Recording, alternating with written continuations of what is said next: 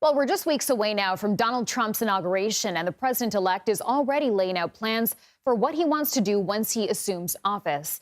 Yesterday, Trump making several posts about foreign policy proposal, including a lengthy post where he implied he would be interested in gaining control of Greenland, the Panama Canal, and Canada. Trump also criticized President Biden's decision to commute the sentences of nearly all inmates on the federal government's death row. He says he will direct the Justice Department to vigorously pursue the death penalty once he's in office. CBS News political reporter Torian Small joins us now to discuss all of this. First things first, let's start with Trump talking about potentially gaining control of Greenland, the Panama Canal, and Canada. I mean, is he serious about this, and how would this actually happen?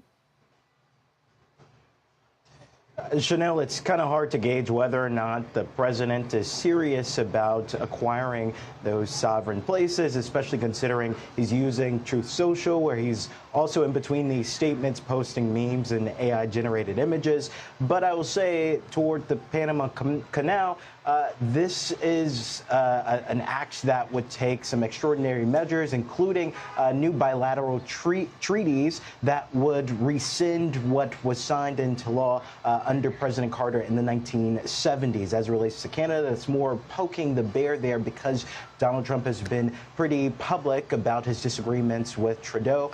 And then as it relates to Greenland, this is obviously a situation where the U.S. has flirted before with purchasing of that island. The island's prime minister said that Greenland is not for sale. But I do also want to make note that the U.S. does have a military base operating out of it. So strategically, it makes sense. But as of now, it's hard to gauge whether or not the president is in true serious about his intent to purchase or acquire those land.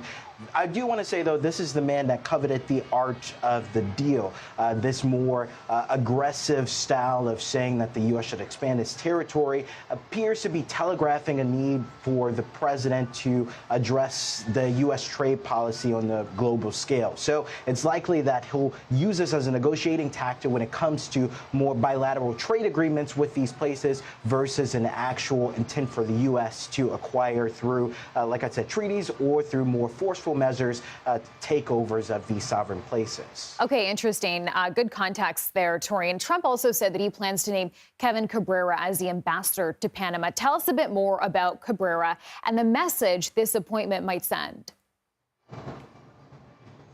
Well, the through line here is loyalty is rewarded under a Trump administration. This is a man, Cabrera, who won his commissioner seat in Miami-Dade because he was a staunch Trump supporter. He received this endorsement and won cleanly his race there.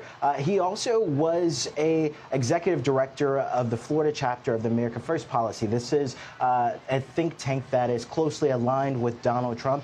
And he was also a state director for his 2020 re-election bid. So a lot of characters that we're seeing being poached and appointed to these positions in the Trump administration don't have a lot of things in common. The through line, though, appears to be loyalty to the incoming president. Okay, Torian Small, thank you.